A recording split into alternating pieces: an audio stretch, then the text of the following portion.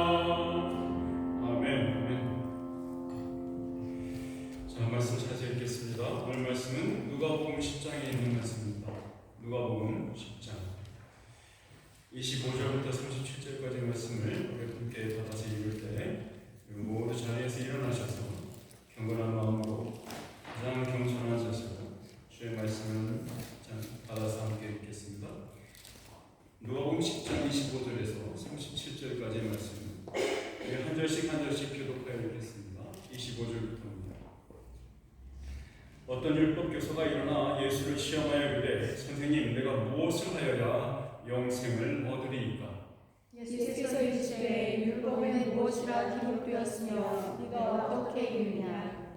대답하여 이르되 내 마음을 다하며 목숨을 다하며 힘을 다하며 뜻을 다하여 주 너의 하나님을 사랑하고 또한 내 이웃을 내 자신같이 사랑하라 하였나이다. 예수께서 이르시되 내 대답이 옳도다. 이를 행하라. 그러면 살리라 하시니 그 사람이 자기를 옳게 보이려고 예수께 여짜오되 그러면 내 이웃이 누구니이까? 예수께서 대답하여 이르시되 어떤 사람이 예루살렘에서 여리고로 내려가다가 강도를 만나매 강도들이 그 옷을 벗기고 때려 거의 죽은 것을 버리고 갔더라. 마침 한 제사장이 그 길로 내려가다가 그를 보고 피하여 지나가고 또 이와 같이 한 레위인도 그곳에 이르러 그를 보고 피하여 지나가되 어떤 사마리아 사람은 여행하는 중 거기 이르러 그를 보고 불쌍히 여겨 가까이 가서 기름과 포도주를 그 상처에 두고 싸매고 자기 짐승에 태워 전으로 데리고 가서 도와주니라.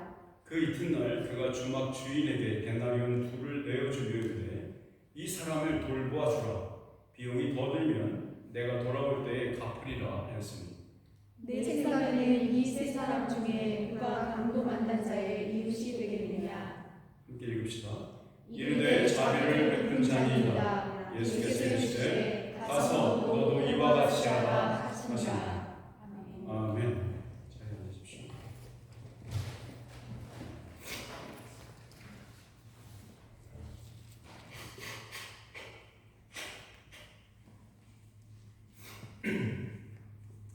자, 이 말씀은 여러분이 갖고 있는 성경책에 보시면 소제목이 붙어 있죠. 어떤 책은 선한 사마리아인 비유라고 써 있기도 하고요. 어떤 책은 자비를 베푼 사마리아 사람 이렇게 기록되어 있기도 합니다. 저는 말씀을 보니까 저는 이 제목보다는 다른 제목이 더 어울릴 것 같아요. 어떤 제목이냐면 율법교사와 예수님의 한판 싸움, 이렇게 이해하시면 좋을 것 같아요. 자, 이 어떤 율법교사가 일어나 이렇게 이야기를 시작하고 있는데요. 이 당시에 예수님 당시에 율법교사라는 직업이 있었습니다.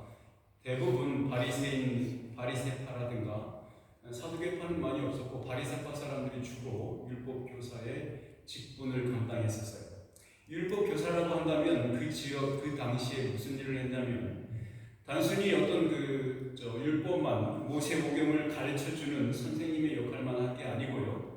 실제로 송사가 일어나잖아요. 세상 살다 보면 민사사건 같은 게 있잖아요. 형사사건도 일어날 수 있고. 그럼 민사나 형사 이런 거 좀 이 친구들이 어렵게 잘 못 알아듣는데 누가 누구를 죽이거나 상처를 냈거나 때렸거나 혹은 어떤 사람이 누가 사기를 쳤거나 뭐 이런 거 있잖아요. 우리 집 소가 옆집 사람을 아이를 놀고 있는 옆집 아들을 받았어. 그러면 어떻게 그 문제를 해결할까? 이런 것들을 이런 민사 사건, 형사 사건 이런 것들을 모두 포함해서 조언도 해주고 법적 조언도 해주고 그리고 재판도 해주는 사람이 율법 교사였어요.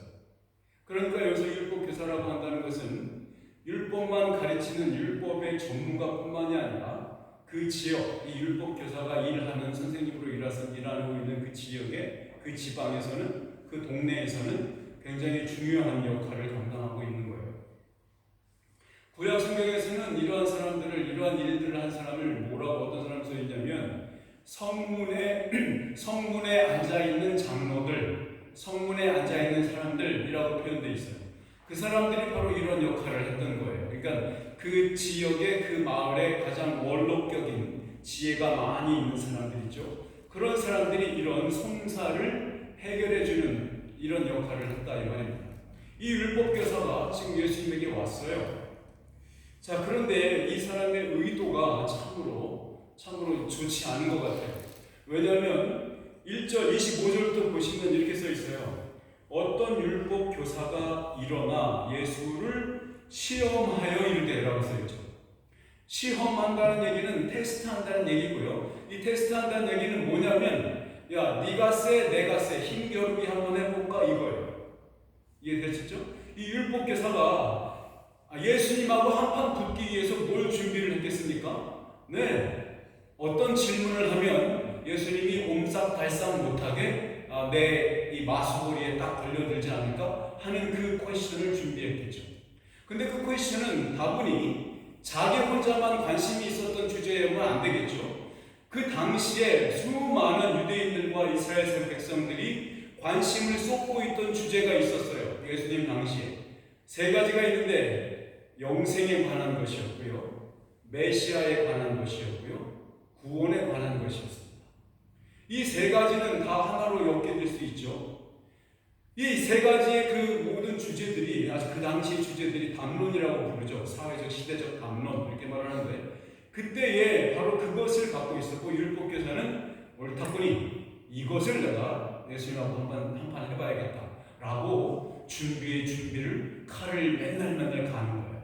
밤마다 칼을 간다니 진짜 칼이 간다는 얘기가 아니고 자기가 지금 예수님하고 딱 한판 맞짱을 뜨면서 내가 지지 않으려고 이런 무슨 이론적 근거에 대해서 굉장히 준비를 많이 했다 이 말입니다. 그리고는 플랜을 짰어. 언제 어떻게 공격을 할지. 자, 이 사람이 때가 왔습니다. 자기 동네에 예수님께서 온다는 얘기를 들었고 그리고 예수님께서 어떤 강의를 시작한다는 얘기를 들었어요. 그 장소에 딱 가는 거예요. 딱 가는데 1절 25절 보니까 이렇게 써있어요. 어떤 율법 교사가 일어나 예수를 시험하여 이르랬죠. 일어난다는 얘기는 이게 몸의 제스처가 달라졌다는 얘기잖아요. 그러니까 일어났다는 얘기는 그 전에 뭐 하고 있었다는 얘기일까요? 앉아 있었다는 얘기죠. 그렇죠? 원래 그 큰 랍비나 여기서 그때는 랍비라고 불렀죠. 선생님이죠. 선생님이 아주 유명한 선생님이 오시면 배우는 모든 사람들은 남녀노소를 불문하고 일어나지 못하는 사람만 빼고 다 일어서서 듣습니다. 처음부터. 유명한 분이 오고 존경받을 만한 분이 어떤 예식장이라든가 뭐 결혼식장 이런 잔치집에 들어오잖아요. 그럼 모든 사람이 다 일어나 있어야 되는 거예요. 그 사람이 들어올 때까지. 이게 이제 중동의 문화거든요. 예수님 당시도 마찬가지예요.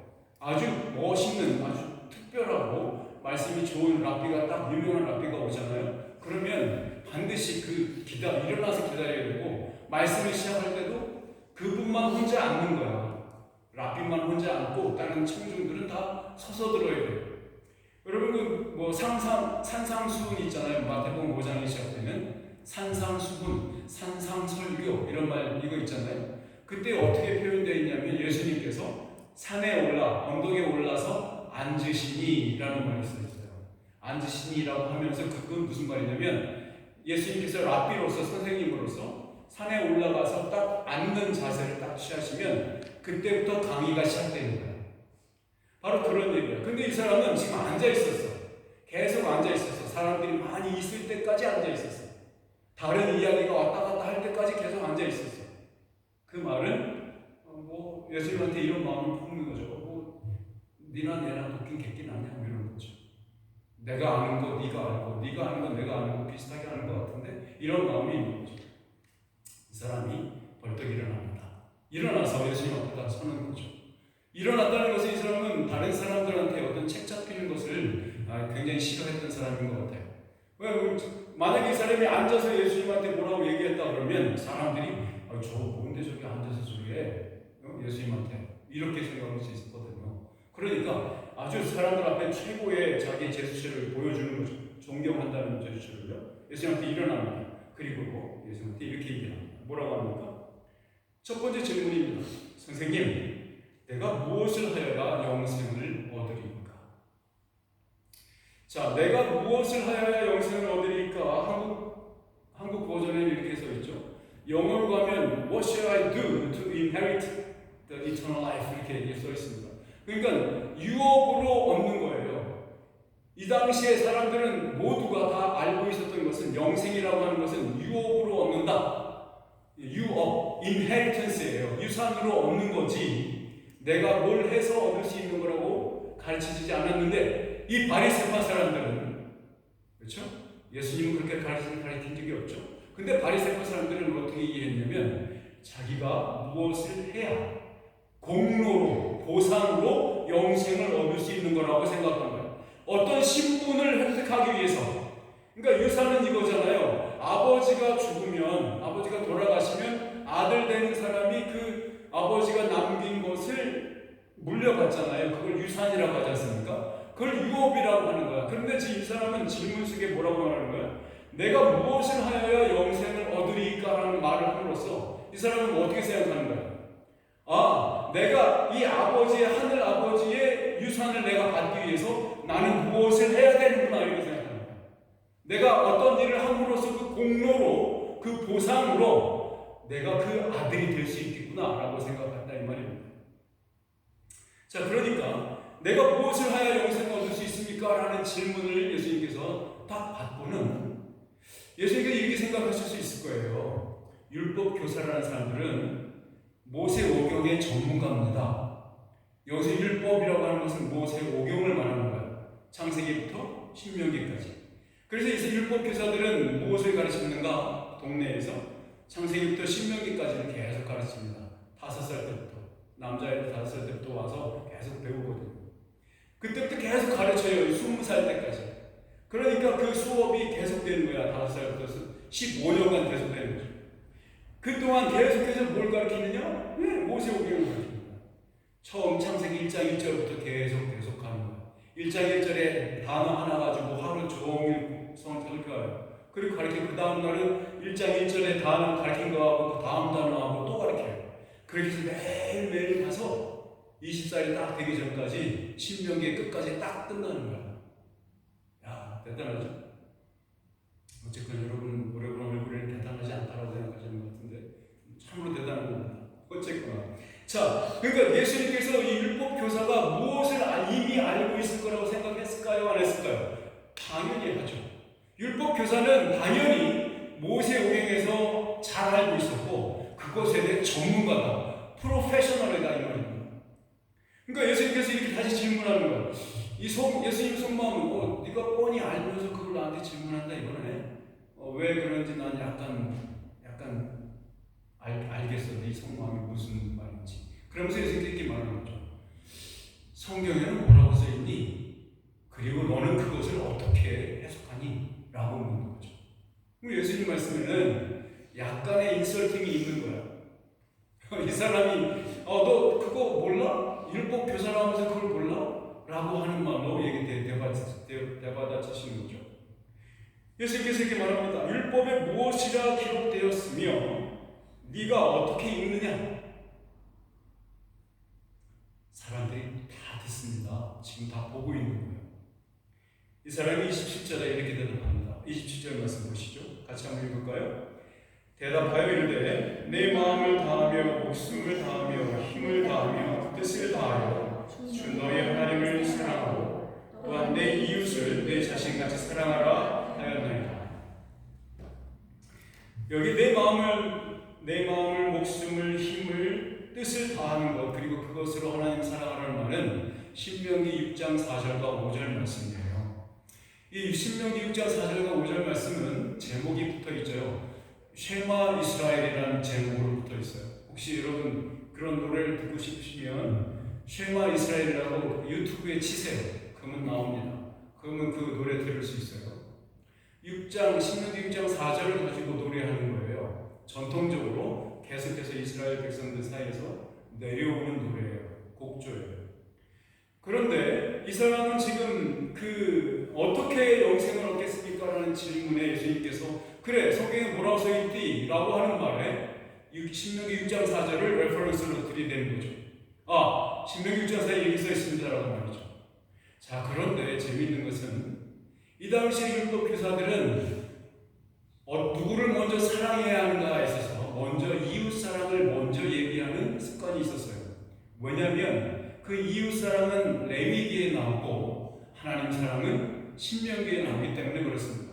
그 순서적으로 레위기에 있는 것을 먼저 얘기하는 습관이 있었어요. 왜냐하면 순서적으로 창세기부터 순서가 그렇게 되어 있었으니까요. 근데 이 사람은 굳이 하나님 사랑을 먼저 얘기하고 있는 거예요. 그러니까 지금 이 사람이 대답하고 있는 그 대답은 누가 가르치고 있었던 것일까요? 예수님께서 가르치고 있었던 예수님의 강의 내용입니다.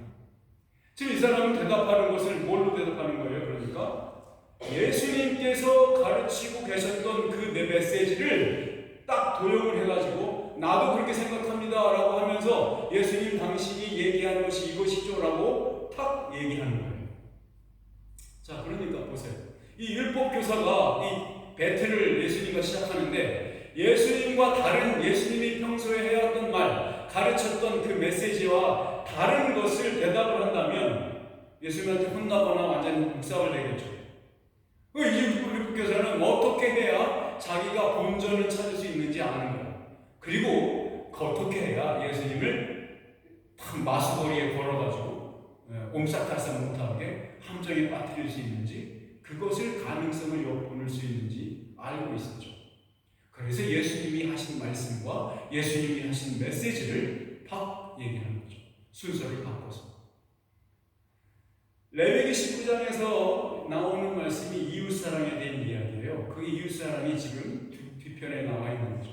그러니까 신명기 6장 4절과 5절 그리고 레위기 19장 18절의 이야기를 하나님께서 우리에게, 사람들에게, 백성들에게, 이스라엘 백성들에게 주신 영생을 얻는 방법으로 영생의 길은 어떤 길이냐라고 하는 거에 그 대답으로 그 사람들은 이 대답을 갖고 있었다 이 말입니다. 예수님은 여전히 똑같이 가르치고 있죠. 우리가 늘 십계명 암송하면서 맨 마지막에 마태복음 22장에 예수님께서 하신 얘기를 다시 우리 십계명 맨 밑에 하잖아요. 바로 그 얘기예요. 하나님을 사랑하고 이웃을 네 몸같이 사랑하는 것. 이것이 황금률이라고 얘기하는 겁니다. 골든 룰이라고 얘기하죠. 어쨌거나 이렇게 대답을 하니까 예수님께서 뭐라고 대답합니까? 28절입니다. 예수께서 이르시되 네 대답이 옳도다. 이를 행하라. 그러면 살리라. 하시니. 자, 여러분 이 부분을 읽을 때 어떤 이게 뭐랄까 이게 어떤 느낌이 팍 안 오십니까? 이 전율이 팍 오지 않나요? 저만 오는 것 같은데. 전율이 어떻게 오냐면 네 대답이 옳다다. 너의 대답은 맞아. 아주 코렉트해. 아주 정확해. 이를 행하라 하는 거야. 이를 행하라. 그러면 너 살아. 여기서 그러면 너 살리라. 그러면 너 살리라는 말은 이 율법 교사가 먼저 질문을 했던 내용과 내용 속에서 어떤 단어와 매칭이 될까요? 영생입니다. 어떻게 영생을 씁니까? 라는 질문을 했잖아요. 거기에서 예수님께서 그럼 어떻게 써있니? 너는 어떻게 해석하니? 이래저래 해석합니다 라고 했더니 예수님께서 맞아. 그것을 행해라. 그러면 영생을 얻는 길을 살 수 있어 이 말입니다. 자, 그러니까 이 말을 들을 때 저와 여러분은 무엇을 생각해야 되냐면 이 율법 교사에게는 그런 능력이 있는가? 라고 물어봐야 되는 겁니다. 아니면 이 말씀을 저와 여러분이 직접 예수님 앞에 직접 들었다고 생각하신다면 나한테 능력이 있는가? 이것을 행할 수 있는 능력이 나한테 있는가? 이거 말이죠. 근데 이 사람은 율법 교사는 어떻게 생각한 것 같아요? 있다고 생각한 것 같아요. 그 다음 구절을 보시죠. 29절입니다. 그 사람이 자기를 옳게 보이려고 예수께 여짜오되 그러면 내 이웃이 누구이니까?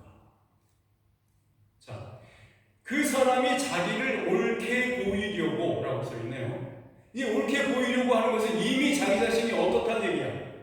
자기가 옳다 라고 이미 생각하고 있는 것이고 나는 옳은 사람이야 지금. 그렇죠? 나는 지금 옳은 사람, righteous다. 나는 지금 옳은 사람이고 의로운 사람이야. 그리고 의로운 사람에게 약속되어 있는 보상은 뭡니까? 구원입니다. 그 구원은 다른 말로 말하면 영생을 얻는 거잖아요. 그러니까 이 사람은 무슨 얘기하는 거야? 내가 지금 나 자신을 옳게 보인다는 말은 나는 이미 영생을 받았어. 난 이미 구원 받았어. 난 이미 옳은 사람이니까. 그렇죠? 그러니까 예수님한테 뭐라고 하냐면 난 이미 영생의 길을 걷고 있는 그 삶을 살고 있습니다 라고 얘기하는 거예요. 자기를 옳게 보이려고 하는 말씀이에요. 여러분 마틴 루터라고 아시죠? 그렇죠? 우리의 리폼 테올로지, 리폼 처치의 아주 중요한 사람이잖아요. 물론 우리 교회만 그런 건 아니고 개신교회 모두에 그렇죠. 마틴 루터라는 사람도 있고 존 칼빈이라는 사람도 있습니다. 근데 이 둘 다 목사 되기 전에 뭐였었죠? 법 공부하는 사람이었어요. 법. 신학자가 이제 로이어가 됐거나 저지가 됐거나 하여튼 그것을 공부했던 사람입니다. 마틴 루터가 1905년에 이러한 경험을 합니다.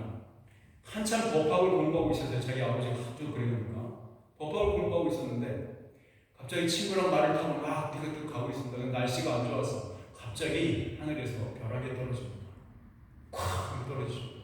벼락이 내리쳐가지고 같이 말 타고 가던 옆에 친구가 벼락 맞아 죽습니다. 그 벼락이 너무 계속해서 치는 거야. 옆에 떨어진 마틴 루터도 옆에서 기도하기 시작합니다. 하나님 살려주십시오. 요것만 살려주시면 내가 몽크가 되겠습니다. 수도승이 되겠습니다. 예인이야. 수도원에 들어가서 공부하겠습니다. 라고 서원을 해요. 하나님 살려주셨어요. 벼락이 안 쳤어. 그날로 법학 때려치고 수도승으로 들어갔습니다. 그리고는 한 게 뭔지 아십니까? 계속해서 컨페셔널을 하는 겁니다. 신부 앞에 가가지고 고해방이라고 합니까? 그 고해하는 거, 고백하는 거, 죄 고백하는 거 있지 않습니까? 무슨 부름이라고 합니까? 하여튼 그 생처리잖아요. 그 생처리 들어가서 신부가 문 닫고 있고 그 앞에 서서 계속해서 잘못을 회개하는 거야. 근데 너 매일매일 오죠. 한 번 오면 서너 시간 하는 거야. 매일 찾아가. 그리고 한 번 할 때마다 3-4시간씩 어제 자기가 무슨 잘못을 했는지, 어제 자기 마음에 어떤 악을 품었었는지 고지고 때려 그냥 시시콜콜 얘기하는 거야. 사람들이 저는 미쳤구나 이렇게 생각했었습니다. 사랑하는 여러분, 이 사람, 이 율법 교사는 자기가 의롭다고 생각했습니다. 그러니까 자기 의로운 사람에게는 회개가 필요해요? 필요하지 않아. 자기를 의롭다고 생각하는 사람에게는 이미 구원을 얻었고 영생은 이미 소유했다고 생각합니다. 그렇게 살고 있다고 믿는 거예요. 그래서 두 번째 질문을 이렇게 만들어 갑니다. 자, 그러면 내 이웃이 누굽니까? 내 이웃이 누구입니까? 라고 묻는 거예요. 자, 이 말을 이렇게 묻는 이유가 뭘까요? 맨 처음부터 제가 말씀드렸죠. 성경에 분명히 써있지 않습니까? 예수님을 시험하려. 이 질문도 시험하기 위한 거였습니다. 내 이웃이 누구입니까? 레위기 19장 18절에 아까 얘기했던 거 있잖아요. 내 이웃을 내 몸같이 사랑하라 하고 명령했던 것은 레위기 19장 18절은 바운더리가 있어요. 지경이 정해져 있어. 어디까지? 유대인들 안에, 이스라엘 백성들 안에서라는 얘기예요. 이스라엘 백성들을 그렇게 사랑하라고. 그때까지 그들은 뭘 어떻게 이해했습니까? 이웃 사랑. 그들에게 이웃은 누구야? 옆에 형제라고. 형제 자매들만 이웃이었어. 이스라엘 백성 안에. 바깥의 사람들은 아닌 거야. 이 사람은 그렇게 생각하거든요. 그러면서 자기가 옳게 보이려고 만들어낸 두 번째 퀘스천이 뭐였어요? 누가 내 이웃입니까? 이거 몰라서 묻는 거예요. 레위기 19장 18절에 나와 있는 걸 얘기를 했고 자기도 이미 알고 있잖아. 왜 알면서 물어? 이 사람이 예수님을 챌린징하는 겁니다. 여러분 아시는 것처럼 예수님께서는 누구를 사랑하셨습니까? 누구를 이웃이라고 생각하셨습니까? 예수님 생각하신 이웃은 유대인, 이스라엘 백성뿐만이 아니었죠.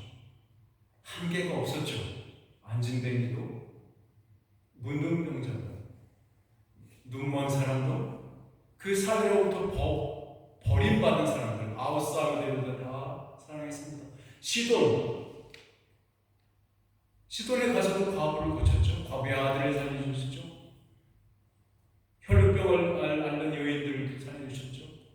여러분, 예수님께서 베풀어 주신 예수님의 자비와 사랑은 그저 이 율법 교사가 생각하고 있었던 그 이웃에 한계 지어지지 않았다는 것이 분명하죠.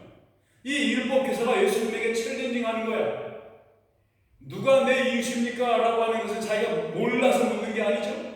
이것을 어떻게 예수님께 화살을 날리고 있습니까? 그런데 왜 당신은 레위기 19장 18절에 써있는 그것을 어깁니까? 라고 묻는 거예요.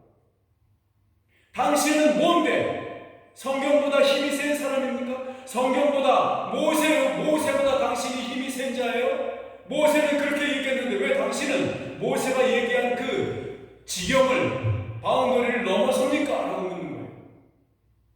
왜 당신은 이웃도 아닌 자를 왜 돌보려고 그래요? 왜 그 사람들 살려주고 왜 그 사람들 고쳐주고 왜 그 사람들 귀신 들리고 낫게 해주고 왜 그럽니까? 이웃이 아닌데. 자, 그 말을 들은 예수님께서 이야기를 하기 시작하십니다. 자, 여러분, 비유라고 하는 것은 파라볼레라고 라틴어죠. 라틴어로 그렇게 말합니다. 그 말은 어떤 뜻이냐면, 파라라는 말은 뭐가 이렇게 물건이 있잖아요. 그러면 그 옆에 무엇인가 다른 걸 놓는 거예요. 다른 것, 파라가 옆에라는 뜻입니다. 성령님을 말할 때 파라클레이토스라고 말하는 것과 같은 거예요. 파라, 우리 옆에서 우리와 동행하시고 우리를 보살펴 주시는 분, 위로하시는 분, 힘있게 해주시는 분, 그게 파라클레이토스예요. 성령님의 이름이 그래요. 파라라는 건 옆에 놓는다는 얘기예요. 그리고는 볼레라는 옆에 놓다라는 말이에요. 그럼으로써 원래 알고 싶었던 이 물건을 옆에 다른 규격이나 다른 성격의 무엇을 갖다 놓고 이것을 이해시키기 위해서 갖다 놓고 비교하는 거예요. 그래서 이것을 설명하려고 갖다 놓은 다른 것, 그것을 비유라고 하는 거예요. 여러분, 예수님께서 꼭 바로 답을 안 해주시고 그것에 대해서 비유를 시작하고 계세요. 그러면 여러분, 이 청중들이 예수님과 이 율법교사의 이야기를 듣고 있잖아요. 소리는 말소리만 들리는데 그 속은 어떤 게 소리가 들려요? 창소리가, 칼 부딪히는 소리가 들리지 않습니까? 챙챙하면서 율법교사가 예수님께 대들어서 칼싸움하고 있는 거예요, 지금. 예? 그런데 예수님께서 답을 바로 얘기해 주지 않고 이렇게 얘기하기 시작한 거예요.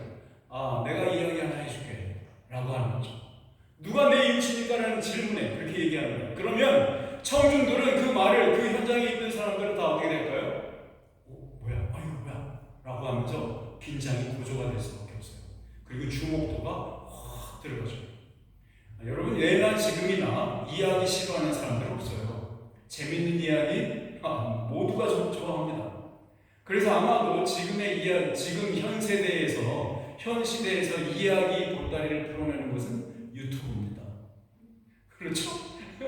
그게 이야기예요. 현 시대의 이야기. 유튜브를 통해서 보는 이야기들. 그것들이 지금의 이야기뿐이에요. 자, 그러니까 예수님께서 이야기를 시작하시는데 그것을 비유로 이야기하고 계세요. 비유라는 얘기는 그것이 진짜로 벌어졌던 사실 이야기에 근거한 거냐 아니냐에 상관없어요. 그럴 만한 개연성만 있으면 돼요. probability. 그 개연성만 있으면 그 이야기가 충분히 좋은 거예요. 어떤 일이 있었냐면 예수님께서 이렇게 이야기를 시작합니다. 30절 말씀입니다. 30절 말씀 한번 읽어볼까요? 시작. 예수께서 대답하여 이르시되 어떤 사람이 예루살렘에서 여리고로 내려가다가 강도를 만나매 강도들이 그 옷을 벗기고 때려 거의 죽은 것을 보이러 갔더라. 여러분, 어떤 사람이 예루살렘에서 여리고로 내려가고 있다. 이 어떤 사람은 어떤 부류의, 어떤 족속의 사람일까요? 이 이야기에서는 당연히 유대인입니다. 왜냐하면 예루살렘도 유대인 지역이고 여리고도 유대인이 사는 지역이에요. 그래서 이 동네에서 저 동네로 옮겨가는 사람, 여기에 속한 사람을 말하는 거죠. 이 사람이, 어떤 한 사람이 예루살렘에서 여리고로 내려가고 있었습니다. 왜 내려간다라고 표현할까요? 여러분 중에 혹시 가보신 분이 있습니까? 여리고? 가보신 분이 없으면 꼭 가보시기 바랍니다. 이 여리고는요, 지금 현존하는 세상에서 가장 낮은 지역에 있는 도시예요. 네? 그러니까 마이너스 200이다. 뭐라고 그러죠? 지표. 뭐라고 합니까? 땅의 평균 땅 0m를 뭐라 그래? 어쨌든 지하로 합시다. 지하 200m야. 여리고가 있는 그 지역이 땅속, 보통의 집안이 있잖아요. 그 뭐라지? 이름 죄송하다. 거기 밑으로 떨어지는 200m라고, 마이너스 200이라고. 그리고 예루살렘 지역은 플러스 700 정도에 있어요. 700m. 고산지대죠. 그러니까 200에서 700까지 하면 이 고저차가 거의 1km예요. 그래서 예루살렘에서 여리고로 내려간다라고 표현하는 거예요. 내리막길이니까 계속해서. 자, 그런데 보통 한 27마일 정도라고 생각해요. 27마일이 아니고 27km 정도로 생각해요. 얼마나 시간이 걸렸을까요? 보통 한 10시간, 8시간 잡죠. 걸어갈 때. 많은 사람들이 왕래했던 길이에요. 길이 하나일까요? 둘일까요? 네, 여러 개가 아니고 하나예요. 길이 많지 않습니다. 그런데 이때에 낮에 이동을 하게 되니까요. 낮에 이동하게 되면 누가 많이 어떤 사람들이 출몰할까? 예, 도둑들이 출몰합니다. 이 도둑들이 언덕 뒤에 숨어가지고, 이 언덕들은 다 모래 언덕이야. 이 언덕 뒤에 숨어가지고 기다렸다가 뭐 이렇게 무장을 하지 않았거나 혼자 오거나 뭐 이런 사람들 오면 딱 습격해가지고 가지고 뺏어요. 그때를 뺐을 때 이 사람이 만약 저항을 하면 때립니다. 무기를 가지고 혼내줘요. 막 때려요. 저항을 하지 않으면 그냥 물건만 뺏고요. 근데 아마 이 사람은 저항을 했던 것 같아요. 그래서 거반 뒤지게 맞습니다. 그리고 완전히 거반 죽어요. 어떤 한 사람이 거반 죽고 맞은 것이 왜 이렇게 재밌는지 지명 씨가 크게 웃었어요. 자, 강도들을 만났고 강도들이 그 옷을 벗겼다 그랬어요. 옷을 벗겼다는 얘기는 왜 옷을 벗겼을까요? 그 옷이 비싼 옷이 아니면 안 벗기지. 네? 맞죠? 허접한 거 싼 옷을 입고 있었으면 벗기겠어요? 안 벗기지. 그리고 맞으면서 피도 묻었을 거 아니야. 그런데 그것을 벗겨갔다는 얘기는 조금 살만한 사람 뭐 이렇게 볼 수 있어요. 그리고는 거의 죽은 것을 버리고 갔습니다. 근데 이 사람은 지금 몸에 실오락이 하나도 안 걸친 상태예요. 네? 그리고 그냥 완전히 거반 반쯤 죽은 것이 길가에 이렇게 놓여져 있는 거예요. 자, 상황은 그래요. 자, 그 상황에서 지금 어떤 한 사람이 그 이야기 속으로 등장해요. 예수님께서 의도적으로 등장인물들을 만들어내는 거야. 그 등장인물의 첫 번째 등장인물이 누구예요? 한 제사장이 나옵니다. 자, 31절 말씀 보시죠. 31절 말씀 보시면 마침 한 제사장이 그 길로 내려가다가 그를 보고 피하여 지나가. 이 한 제사장이라고 제사장 그룹의 한 사람을 예수님께서 이야기 속에 같이 갖고 들어오시잖아요. 그런데 제사장과 그 이어서 나오는 레위인을 보면 의도적으로 가져오신 것이 분명합니다. 예수님의 의도는 무엇이었을까? 이 제사장과 레위인은 다 어디에서 일을 하는 사람이에요? 네, 종교, 제의를 위해서 제사활동 이런 것들을 위해서 일했던 사람이 제사장과 레위인. 그러니까 모든 제사장은 다 레위인일 수밖에 없어요. 근데 모든 레위인이 다 제사장인가요? 그건 아니죠. 거기서 뽑힌 사람들만, 교육받은 사람들만 제사장 역할을 하는 거거든요. 자, 그러니까 이 사람은 아마도 이 둘 다 사람이 모두가 여리고에 집을 갖고 있던 사람인 거라고 보입니다. 그래서 예루살렘에서 일을 마치고 돌아가는 길이었거든요. 자, 그러니까 이 제사장은 보통 그때 당시에 보름씩 일을 했어요. 성전에서 14일 정도 일을 하고 그 다음에 14일 정도, 15일 정도 쉬고 그 다음 턴에 들어와서 다시 일을 하는 거예요. 그렇게 일을 했고 보통 그때 당시 제사장은 그 일만 한 게 아니고 계속해서 세금을 많이 받죠. 그러니까 여러분 그때 당시 예수님 당시의 성전의 경제 규모는 지금 우리가 생각하는 GDP의 80%에 해당해요. 80%는 상상이 갑니까? 그러니까 그 이스라엘 유대 지역의 유대 땅, 이스라엘 땅의 전체 경제 규모의 80%가 성전과 관련되어 있는 거예요. 그러니까 제사장들이 돈을 벌어요, 못 벌어요? 엄청 버는 거죠. 근데 대부분이 부자야. 그래서 아마도 어떤 탈 것, 나귀를 타고 갔건, 마차를 타고 갔건, 수레를 타고 갔건, 아마 승용차처럼 타고 다니는 어떤 탈 것이 있었을 거라고 봐요. 이 사람은 탈 것을 지나가다가, 나귀를 타고 지나가다가 길가에 어떤 떨어져 있는 자를 봤는데 피하여 지나가보라고 써있죠. 이 사람은 생각했을 겁니다. 제사장은 내가 이 사람을 유대인인지도 모르는데 도와줬다가는 어떤 일이 벌어질까 생각한 거죠. 제사장들은 제의법, 정결법 굉장히 중요한 거거든요. 이 정결법에 어긋난 상태로 제사를 드리면 어떤 일이 벌어지냐면 젊은 제사장들이 고발을 합니다. 젊은 제사장들이 그 일을 하면 딱 고소를 고발을 해가지고 늙은 제사장이 자는 상관없어. 데리고 와서 머리를 쪼개서 죽여요. 그러니까 스스로를 정결케 하는 거 있잖아요. 율법에 맞춰서 정결 의식 같은 거 하는 거, 이거는 죽느냐 사느냐의 문제였어요, 제사장들한테. 근데 이 제사장이 옆에서 봤는데 뭐 나귀를 타고 가는데 길가에 뭔가 누여져 있는 거야. 살색이니까 모래 언덕이잖아요. 모래만 흙만 잔뜩 있는 땅이거든요. 흙먼지 있는. 그러니까 살이 있으니까 이게 저것이 뭔지 잘 구분도 잘 안 되는 거야. 그런데 뭔가가 사람처럼 보여. 그런데 다가가기를 거절합니다. 다가가지 않기로 결심을 해요. 왜 그럴까요? 많은 사람들이 이런저런 이유를 대는데요. 몇 가지를 말씀드리면 이렇습니다.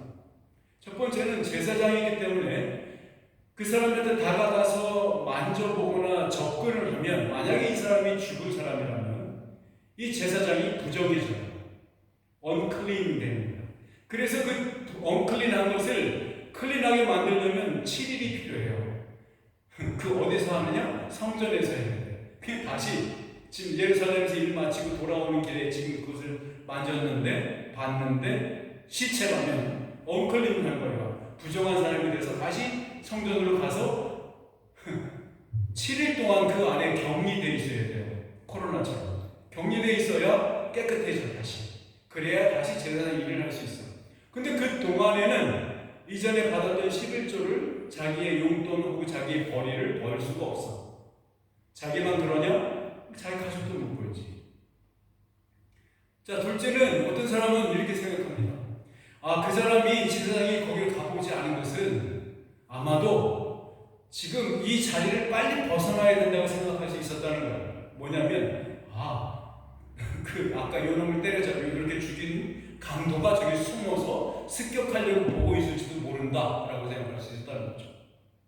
어쨌거나 이런저런 일들 때문에 제사장은 하지 않기로 작정을 합니다. 우리는 그 사람이 진짜 어떤 이유 때문에 가서 살펴보지 않았는지는 모르겠습니다. 만약에 그가 진짜 괜찮은 제사장이었다면 가서 살펴볼 것이고, 그리고 그가 만약에 시체였다면 분명히 시체지만 만져도 언클린하지 않고 부정해지지 않고 여전히 정해지는 방법은 뭐냐면 그 시체를 잘 매장해주는 것까지 하면 언클린하지 않아요. 부정하지 않아. 계속 정한 상태로 있을 수 있어. 근데 이 사람은 그거를 하지 않기로 결심한 거야. 너무 바빴나 보죠. 그러니까 어떤 사람은 너무 바빴다 이렇게 표현하기도 합니다. 뭐가 됐든 이 사람은 가지 않았습니다. 이 제사장과 레위인은 이스라엘 백성의 중심과 같아요. 센터와 같아요. 만일에 우리 스스로를 생각해보면요, 인간의 센터는 뭡니까? 우리의 인격이잖아요. 이스라엘이라는 전 나라, 유대라는 전 나라의 센트럴 포인트가 어딜까? 그 성전이거든요. 그럼 성전에서 일하는 제사장과 레위인을 이 이야기에서 등장시키는 예수님의 의도는 뭘까요? 맨 중심, 코어를 건드리는 거예요. 너희들 내 이야기 잘 들어봐. 이 제사장이 나왔지? 그런데 이 사람은 불쌍히 여기지 않고 도망갔어. 레위인이 그 다음에 나옵니다. 이 레위인은 이 제사장과 관련이 있는 걸로 보이죠? 곧 다시 나왔고, 그 사람은 아마도 만약에 이 사람이 말이죠, 좀 더 열심히 읽거나 아니면 마음에 컴패션이 좀 있어가지고, 불쌍히 여김이 있어가지고 가까이 가서 그 사람을 도와주거나 그 사람을 상처를 꿰매주거나, 그리고 이 사람을 여리고로 데리고 와서 묻게 해줬다면 무슨 일이 되느냐면 앞에 먼저 갔던 제사장을 욕보이는 게 됩니다. 왜냐하면 제사장이 하이어 클래스잖아요. 레위인보다 더 많이 학식이 있잖아요. 그래서 이 사람의 선택보다 늘 올라야 되죠. 근데 이 사람이 그 죽은 사람을 도와줘서 데리고 오는 것으로 어떤 일이 벌어질까요? 이 사람이 선한 사람이 되버리고 레위인이 어떤 사람이 돼요? 악한 놈이 됩니다. 그러면 이 제사장이 좋아하겠어요? 일 잘리는 거지. 해고제. 어쨌든 그 다음에 들어온 레위인도 하지 않고 설례, 전례를 그대로 관례를 따라서 아무것도 도와주지 않고 지나갑니다. 우리 33절 말씀 보겠습니다. 33절 읽겠습니다. 어떤 사마리아 사람은 여행하는 중 거기 이르러 그를 보고 불쌍히 여기고. 자, 보세요. 어떤 사마리아 사람이 등장하는데 예수님께서 이 사마리아 사람을 이 이야기에 등장하는 것은 굉장히 큰 의도가 있습니다. 보통 여러분이 잘 아시듯이 이 유대인들이 생각하는 이웃 속에는 사마리아인은 없어요.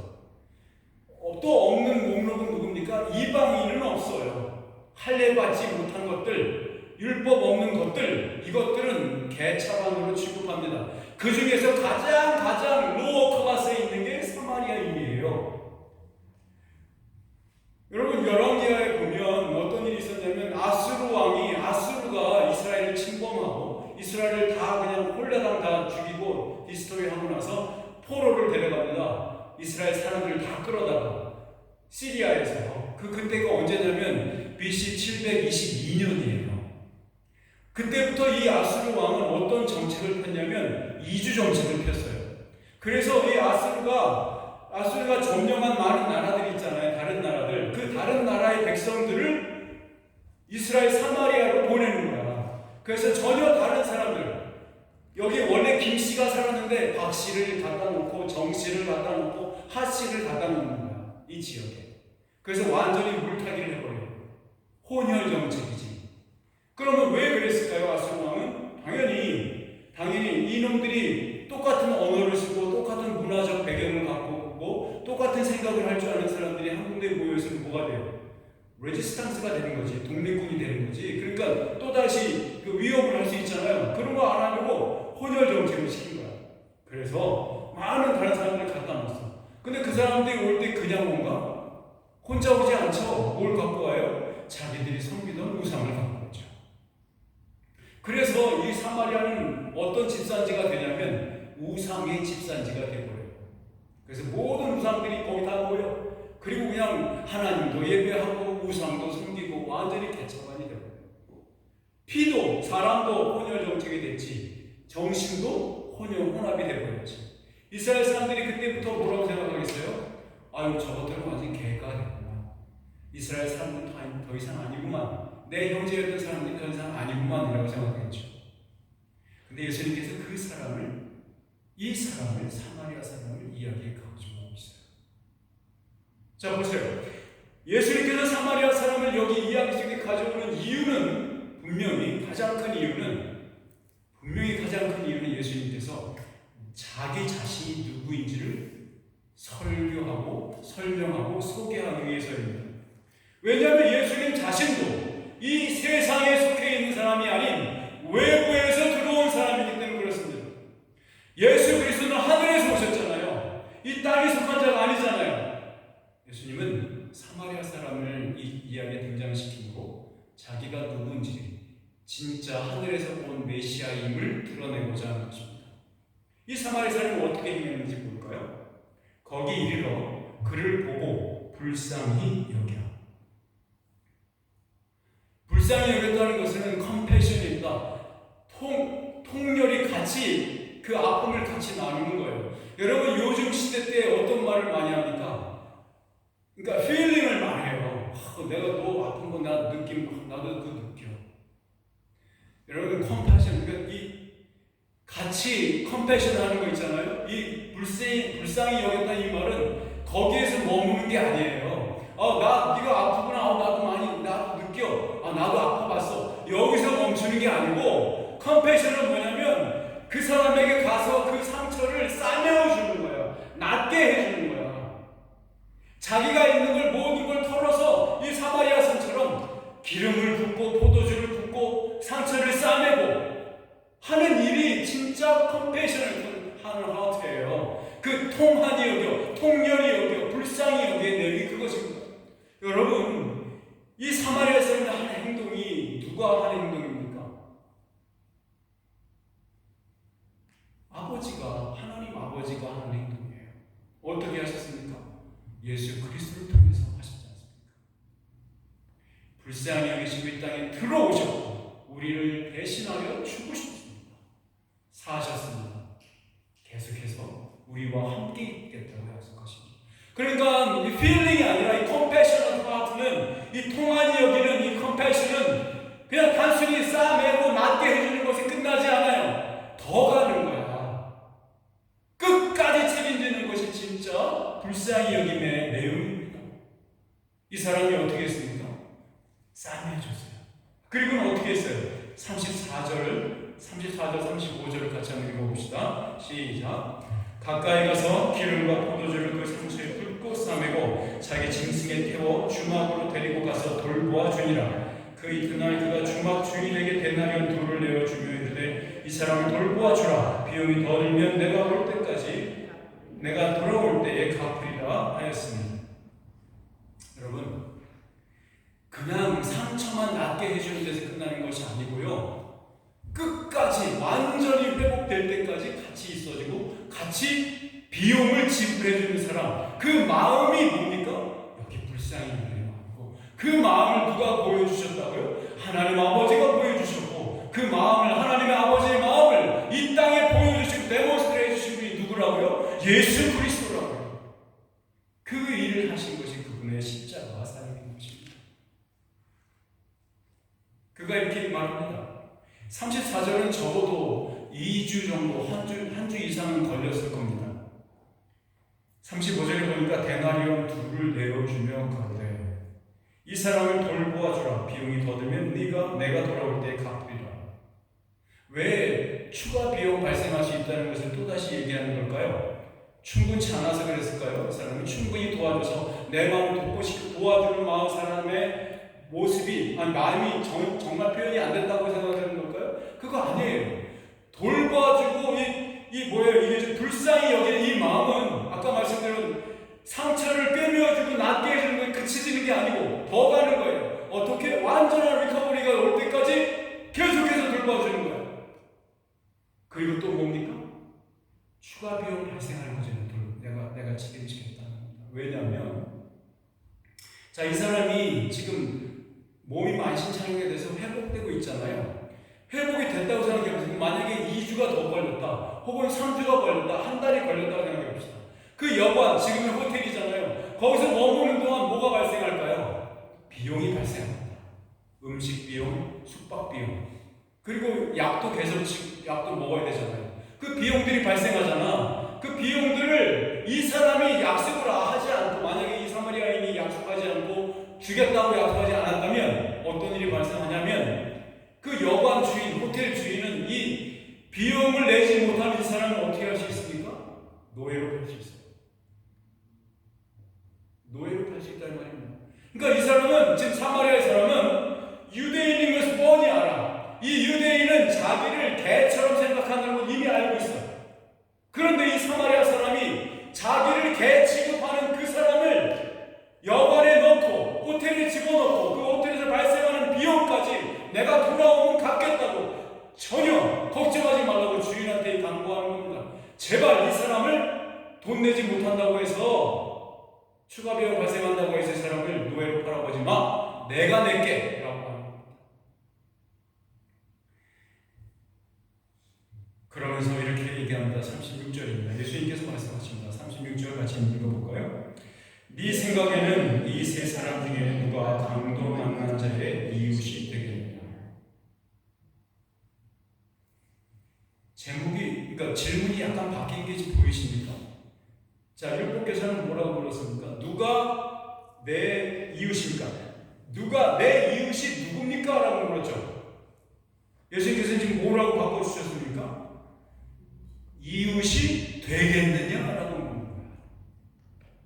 그러니까 예수님께서 뭐라고 말하는 거예요? 지금 이 비유를 통해서 너 질문이 틀렸어.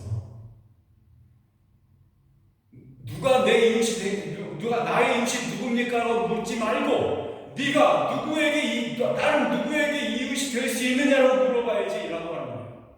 어떻게 해야 내가 다른 사람에게 이웃이 될 수 있는가? 라고 물어봐야지. 질문이 틀렸어 라고 하시는 거예요. 자, 여러분과 저의 이웃은 누굽니까?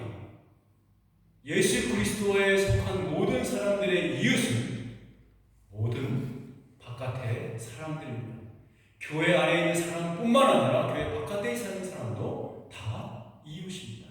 그렇다고 해서 그것을 오해하지 마셔야 합니다. 어떤 사람들은 요즘에 그런 말 많이 합니다. 하나님은 우리 모두의 아버지라고. 아유, 그럼요. 하나님 다 우리 모두의 아버지시죠. 생 거짓말입니다.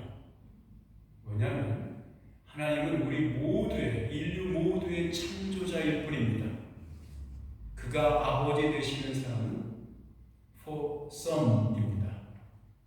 몇 사람 안 됩니다. 어떤 사람들이 이렇게 얘기합니다. 우리 모두 다 형제야. 브라더후드를 얘기합니다. 아니에요. 우리 형제 아니에요. 그 사람들과는 멍에를 같이 매지 못합니다. 형제 아닙니다. 우리에게는 그저 이웃일 뿐입니다. 자, 여러분, 예수님께서 말씀하십니다. 누가 강도 만난 자의 이웃이 되겠느냐? 묻는 거죠. 이 세 사람 중에 네 생각엔 누가 진짜 이웃이라고 묻는 거예요. 37절 읽어봅시다. 같이 읽습니다. 시작. 이르되 자비를 베푼 자니이다. 예수께서 이르시되 가서 너도 이와 같이 하라 하십니다. 사랑하는 여러분, 이 율법교사는 많은 사람들 앞에서 사마리아인이다라고 말을 하고 싶지 않았었던 건 분명한 것 같아요. 그래서 자비를 베푼 자입니다라고 말을 바꿔서 얘기했어요. 이 사람은 어떻게 생각했냐면 자비라고 생각하는 거야. 사마리아인이 한 행동을. 만약에 예수님께서 이 이야기를 어떠한 사마리아 사람이 세겜으로 예루살렘에서 세겜이라는 목적지로 올라가고 있었는데 강도를 만나서 그래서 거반 맞아 죽었어. 그런데 어떤 한 유대인이 지나가다가 이 사람을 싸매주고 고쳐주고 세겜에 가가지고 그 여관에서 잘 며칠 동안 잘 돌봐줬거든? 라고 한다면 유대인, 그것을 듣고 있던 청중들, 유대인들은 얼마나 박수를 쳤겠습니까? 그 사람들이 사마리아인을 미워한다, 증오 속에 있다 할지라도 유대인이 좋은 일을 했으니까, 선한 일을 했으니까 얼마나 좋아했겠어요. 예수님은 그렇게 호락호락하지 않았어요. 그래서 사마리아 사람을 여기에 등장시킵니다. 이 율법교사는 대답합니다. 네, 자비를 베푼 자입니다. 예수님께서 그 자비를 베푼 자에 대해서 맞다, 정확히 대답했다, 어쩌다 이렇게 얘기하지 않으시고 뭐라고 말합니까? 가서 너도 이와 같이 하라. 여러분, 우리가 이 말씀을 들을 때 어떻게 들어야 하겠습니까? 우리에게 이렇게 말하시는 겁니다. 예수님께서 내가 너에게 이웃이 되어 주었다. 나는 너의 이웃이 이미 되어 주었다.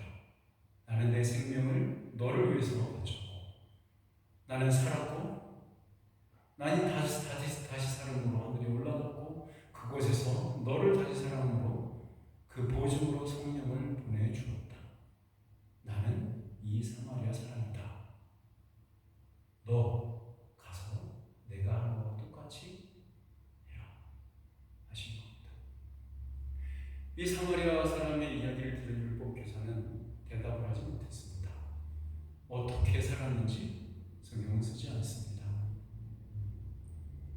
오프닝 클로즈죠. 뭐라고, 어떻게 그 사람의 마지막 삶이 어떻게 되는지 모르겠습니다. 아마도 이렇게 비유가 끝나고 이야기가 맺어지는 것은 아마도 성경 기자가 누가가 우리에게 이렇게 말하는 것 같습니다. 너 또한 이 이야기 중에 한 사람이야. 어떻게 살래? 제사장처럼 살래?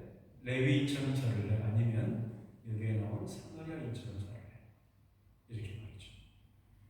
그 사마리아인은 예수 그리스도를 의미합니다. 사랑하는 여러분, 이 예수 그리스도를 생각할 때 우리에게 행하신 모든 일을 기억하면서 마지막으로 너도 가서 이와 같이 하라라는 말씀으로 영생을 얻는 길을 제시하셨습니다. 율법교사가 물었지 않습니까? 어떻게 영생을 얻습니까? 예수님은 대답하신 겁니다. 나처럼 살아라. 나와 같이 살아라. 나를 따라라. 너의 십자가를 지고 나를 따라라. 예수님에게는 십자가는 어떤 것이었습니까? 하나님에게 있어서 자기 아들을 십자가에 달리게 하신 것은 무엇을 의미했습니까? 아버지 하나님께서 우리를 위해서 하고 싶은, 할 수 있는 모든 것을 했다라는 증거가 십자가입니다. 그럼 우리가 우리의 십자가를 지고 나를 자기 자신을 부인하고 나의 자기 십자가를 지고 예수님을 따르는 그 십자가는 무엇입니까? 내가 할 수 없는 모든 것, 그것이 나의 십자가입니다. 내가 할 수 없는 모든 것, 내 한계를 뛰어넘는 모든 것을 지고 예수님을 따르라는 겁니다. 왜요? 예수님이 하시니까. 예수님이 하게 하시니까. 내가 할 수 없는 그것을. 율법교사는 자기가 해서 영생을 얻을 수 있을 거라고 생각했습니다. 예수님 말씀하신 겁니다. 안 돼. 너 네 능력으로 안 돼. 어떤 인간도 안 돼. 나와 같이 살아야 돼. 나를 따르라 라고 말씀하십니다. 우리 모두가 예수 그리스도를 우리의 십자가를 지고 끝까지 따르는 주님의 자녀 되기를 주님의 이름으로 축원합니다. 기도합시다. 사랑하신 아버지 하나님, 주의 사랑과 주의 은혜가 어찌나 크는지 인간의 언어로 어떻게 표현할 수 있겠습니까? 아버지 하나님, 우리의 마음과 우리의 사랑이 이 사마리아인이 이 다친 자에게 보여줬던 그 마음보다 더 크게 해주시옵소서. 불쌍히 여기는 마음보다 더 크게 해주시고 우리의 평생을 주 예수 그리스도와만 같이 살기를 원하는 그 갈급함과 그 열정과 그 갈구함이 우리의 마음을 가득 채우게 도와주시옵소서. 성령님, 우리가 그 주 예수 그리스도의 길을 따라감에 있어서 우리가 넘어질 때나 힘들 때나 우리와 함께하여 주시고 우리의 마음에 예수 그리스도의 말씀의 빛을 비추어 주시고 언제나 주의 길을 밝히 알 수 있도록 허락하여 주옵소서. 예수 그리스도 이름으로 기도하옵나이다. 아멘. 자, 모두 다 일어나셔서 찬송가 357장으로 찬양드리겠습니다.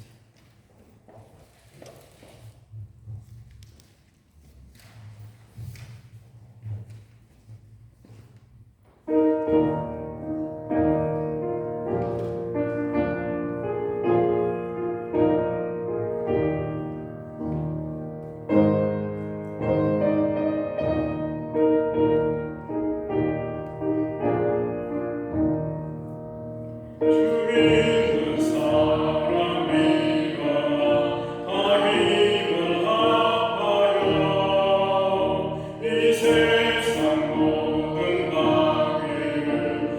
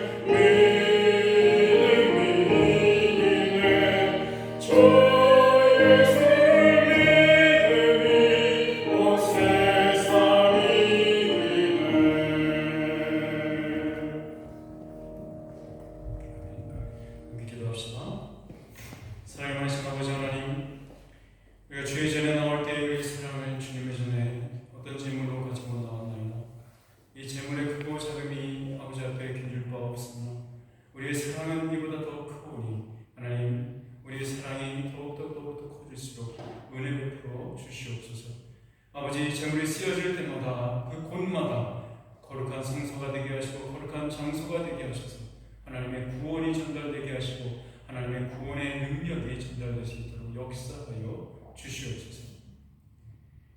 이제는 우리 주 예수 그리스도의 은혜와 하나님 아버지의 크신 사랑과 성령 하나님의 교통 감화하시는 충만하신 은혜가 이제 사마리아인의 삶을 예수 그리스도를 통해서 살기를 원하는 결심하는 사랑하는 범용 하나님께 형제 자매 머리 위에 이제부터 영원토록 함께 있을지어다. 아멘.